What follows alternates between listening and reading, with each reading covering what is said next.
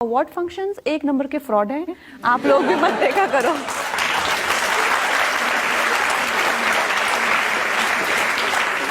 क्यों फ्रॉड कहा आपने? एक नंबर के फ्रॉड हैं, सबके सब ग्रुपिज्म होता है इनका। ये लोग जितने भी अवार्ड फंक्शंस के जो भी ऑर्गेनाइजर्स होते हैं, मान लीजिए कोई अवार्ड फंक्शंस के जो भी सीईओज हैं या ऑर्गेनाइजर्स हैं, ये लोग ऑर्गेनाइजर्स को लेते हैं, उनको पैसा देते हैं। तो ऑर्गेनाइजर सोचता है कि पैसा बचाने के चक्कर में मैं किस को अवार्ड के बदले में एक्सचेंज करके परफॉर्मेंस करा लूँ, और ऑर्गेनाइजर ये सोचता है कि मैं सारी साल में अवार्ड जब आता है तभी मैं न्यूज़ में रहता हूँ या तभी मेरे को एक्टर मिलते हैं, तो मेरी जो पैम्परिंग करेगा, मेरे को जो इस टाइम पे थोड़ा सा मस्का लगाएगा, तो वो मेरा जो फेवरेट्स है, ये सब फेवरेटिज्म चलता है वहाँ पे। सब तरह के ये कभी कोई सब ये बहुत गलत एनवायरनमेंट है ये अवार्ड्स का, मुझे तो नहीं पसंद बिल्कुल भी। तो सिर्फ नेशनल अवार्ड लेने आप जाती हैं? हाँ, नेशनल अवार्ड का मुझे एक तो सबसे अच्छा ये लगता है कि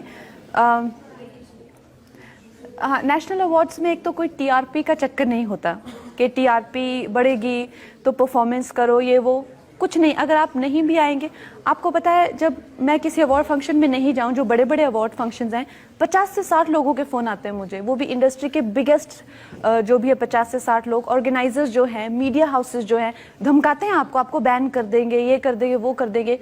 इतना क्या हो गया है, आपको क्यों चाहिए कि मैं आऊँ ही आऊँ वहाँ पे? क्योंकि ये सब टीआरपी का चक्कर है। लेकिन नेशनल अवार्ड में आना है तो आओ, नहीं आना है तो नहीं आओ, किसी को कुछ नहीं पड़ी हुई। तो दूरदर्शन पे आता है और इस तरह का कोई टीआरपी का चक्कर नहीं है, तो मुझे जाना अच्छा लगता है। ये एक बोझ नहीं होना चाहिए। अगर मेरे को घर पे कोई काम है, मुझे नहीं जाना है, तो ऐसा नहीं मुझे 50 लोग फोन कर रहे हैं, मुझे परेशान कर दिया है।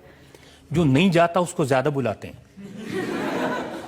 हाँ, आई थिंक कहीं ना कहीं ये बड़ा ईगो हो गया है कि कंगना अवार्ड फंक्शन में नहीं जाती, अच्छा हुआ नहीं जाती, हमारे में आएगी अब।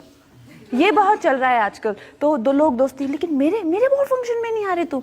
लेकिन यार, ये भी तो अवार्ड फंक्शन ही है। तो कभी ऑस्कर मिलेगा तो जाएंगी?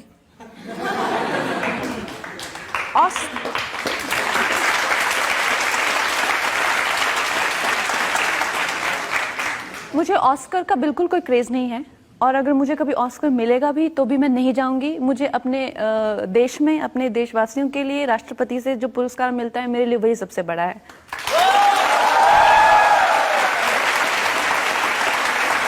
कंगना, आप चाहे डायरेक्टर्स हों चाहे अवार्ड्स हों, सबकी छुट्टी कर रहे हैं। एक ब्रेक के लिए मैं रुक जाता हूं, थोड़ी देर बाद बात करेंगे। एक ब्रेक के लिए रुकते हैं, ब्रेक के बाद कंगना रनौत पर इल्जामात का सवाल आपका एक वक्त। कंगना, फिल्म इंडस्ट्री के लोग कहते हैं आप हर चीज में आप फिल्म इंडस्ट्री को चैलेंज करती हैं। आप कहती हैं फिल्म इंडस्ट्री सेक्सिस्ट है, लड़कियों को डॉल समझती हैं, ऑब्जेक्ट समझती हैं। आप कहती हैं यहाँ 4 खानदान है, उनका राज चलता है। आप कहती हैं डायरेक्टर्स को अपने काम की समझ नहीं है। तो पानी में रह के मगरमच्छ से बैर। रजत सर, मैंने जो है बहुत ज़्यादा संघर्ष देखा है, और मैंने ये भी चीज़ देखी है कि किसी की मेहनत से और किसी की किस्मत पे किसी का जोर नहीं है। लोग आपको ऐसा जताएंगे कि हाँ, हमारे हाथ के अंडर रहो, हमारे पपेट बन के रहो, तभी तुम्हारा अच्छा होगा। ये आप में रहम और डर जगा देते हैं ये लोग, तो आप अपने पैरों पे कभी खड़े ही नहीं हो पाते। तो मुझे तो इंडस्ट्री में, मैं ऐसा नहीं किसी को बदलना चाहती हूँ कि इंडस्ट्री ऐसे चले, कि लोग ऐसा करें, ऐसा पता नहीं क्यों लोगों को लगता है। लेकिन जो मुझे जो रास्ते में मुझे लगता है कि ये गलत हो रहा है या मेरे साथ गलत, तो मैं सिर्फ उसी के खिलाफ। अब करण जौहर इतने बड़े डायरेक्टर हैं, सब डरते हैं उनसे, आपने कह दिया ये मूवी माफिया है। मुझे डर नहीं लगता उनसे।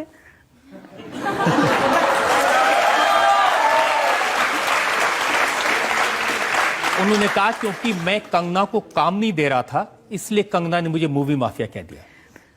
करण जौहर की मैंने एक फिल्म की हुई है, उंगली में, उन्होंने मेरे को कोई 10 मिनट, वो मेरी लाइफ की सबसे बड़ी फ्लॉप फिल्म है। मुझे चाहिए ही नहीं उनसे काम, बिल्कुल नहीं चाहिए।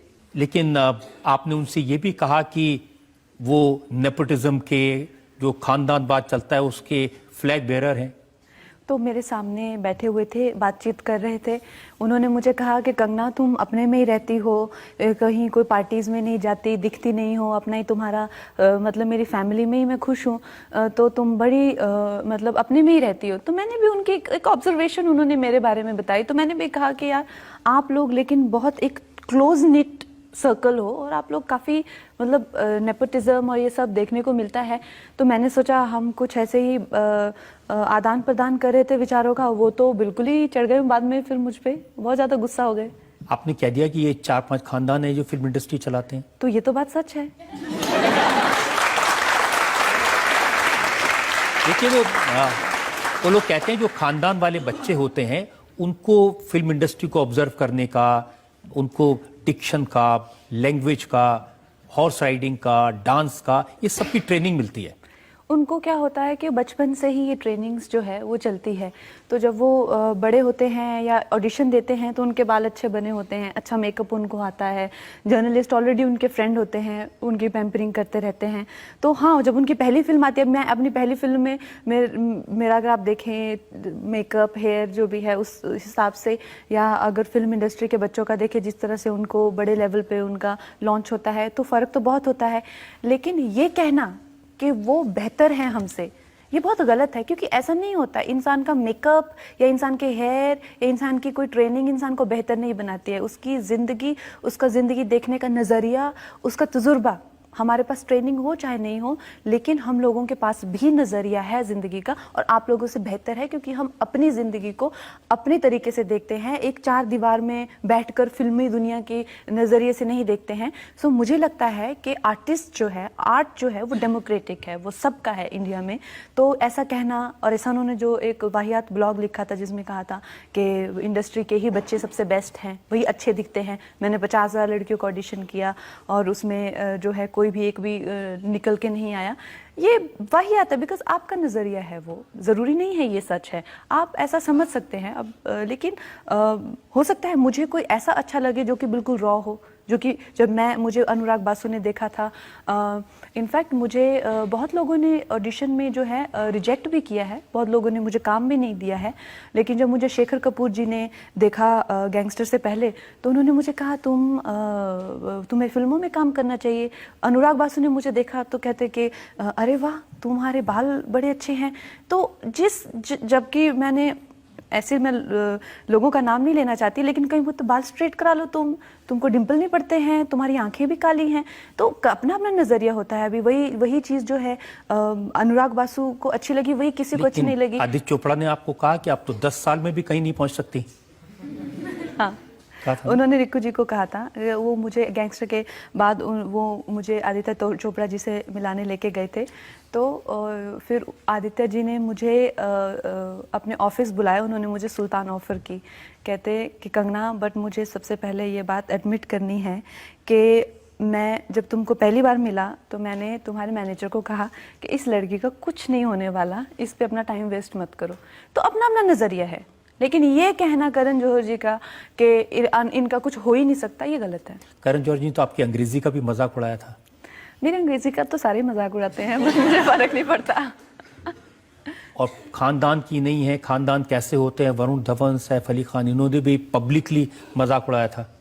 तो वरुण, सैफ तो मेरे दोस्त हैं और उनको मैंने ओपन लेटर भी लिखा था। लेकिन ये आई थिंक ये जो विवाद है ये आइडियोलॉजीज का है, विचारों का है, लोगों का नहीं है। सैफ तो इतने अच्छे मित्र हैं, उनके घर अक्सर आना जाना रहता है, और अभी अगली बार मिलेंगे तो शायद एक दूसरे को छेड़ेंगे भी इस बात को लेके। लेकिन ऐसे कोई हम लोगों में किसी तरह का बिटरनेस नहीं है। लेकिन करण जौहर के लिए बारे में तो आप वो तनु वेट्स मनु का डायलॉग मार सकते हैं ना, अभी तो और जलील करना है तुमको।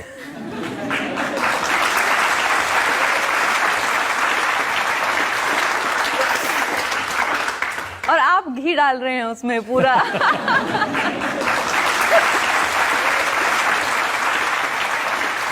हिम्मत, इतने गट्स, इतना कॉन्फिडेंस आप में कैसे आया? कॉन्फिडेंस और हिम्मत सब में होती है। हम लोग डरते किस चीज़ से हैं? क्यों हम कुछ खो देंगे। क्या खो देंगे हम? वो होती है हमारी फैमिली, उनका प्यार, उनकी इज्जत, उनके भावनाएं। इससे हमेशा हर लड़की डरती है। और अदरवाइज डर किस चीज़ का? किससे डरना? वो इंसान ही तो हैं, जो आप ही की तरह तो हैं बिल्कुल। तो जब ये चीज़ों से इंसान आगे आ जाता है उभर के आ जाता है। तो मुझे बहुत रिस्पेक्ट है हर उस इंसान के लिए जो कि उसको हमेशा समाज में इंसान को बड़ा संभल संभल के चलना पड़ता है, ऐसा जैसे रस्सी की तरह समाज होता है। खासकर लड़कियां, ऐसा नहीं है कि आप जो चाहे नहीं बोल सकती, कर सकती, खड़ी हो सकती किसी चीज़ के अगेंस्ट, लेकिन आपके दिमाग में हज़ार चीज़ें आएंगी, वो हर हज़ार चीज़ें वो होंगी जिनके प्रति आप भावुक हैं, आप प्रेम करती हैं उनसे यार, तो इंसान कॉन्फ्लिक्टेड रहता है। मेरी हिम्मत इसलिए आती है क्योंकि मैं कहीं ना कहीं वो हिम्मत रखती हूँ कि हाँ, आप लोग, आपको मेरे पेरेंट्स मुझे गलत समझेंगे तो अभी के लिए समझ लें, आप, मेरा समाज मुझे गलत समझेगा तो अभी के लिए समझ ले, हाँ मैं गलत हूँ। तो मुझे वो हिम्मत है, जबकि वो अच्छी नहीं है वो स्टेट जब आपको लगता है कि सब आपको ऐसा समझते हैं, आपने सबको लेट डाउन कर दिया, सब दुखी हैं, सब परेशान हैं, आपके आसपास कुछ भी नहीं, आप अकेले रह गए, इतना सब आपके आप अपनों के ही अगेंस्ट खड़े हो गए। तो ऐसी आपकी खुद की भावनाओं की ठेस होती है, लेकिन वो है, मुझे लगता है कि मुझे सच के ही साथ में रहना है, तो ऐसे मैं अभी तक तो मैनेज कर रही हूँ। आप पर तो वो लाइन बिल्कुल फिट होती है ना, जो करना था करगी, कित जाके मरगी।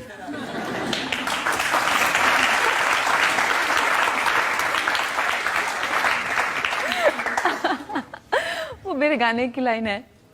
आई होप अभी मैं थोड़ा, मेरी ज़िंदगी बहुत ज़्यादा उतार चढ़ाव रहते हैं मेरी ज़िंदगी में। आई होप कुछ मुझे एक बम्पी राइड ना मिले, थोड़ा सा आराम भी मिले ज़िंदगी में। आराम है ही नहीं मेरी लाइफ में बिल्कुल। लेकिन अगर हिम्मत दिखानी है तो आराम कैसे मिलेगा? बस वही अगर है। सबसे टकराना है, बगावत करनी है तो आराम कैसे मिलेगा? मैंने वैसे जान के तो मैं बगावत नहीं करती, पर मेरे ऐसे जैसे मैंने कहा, रास्ते में अब या तो फिर आप रुक जाएं या तो फिर आप बगावत करें, कुछ मेरे पास ऑप्शन ही नहीं रहता। जब हम यूनिवर्सिटी में थे तो हम एक डायलॉग, एक नारा लगाया करते थे, सच कहना अगर बगावत है तो समझो हम भी बागी हैं। तो मुझे लगता है आप पर ये बिल्कुल फिट होती है बात। आप पे भी फिट होती है रजत सर।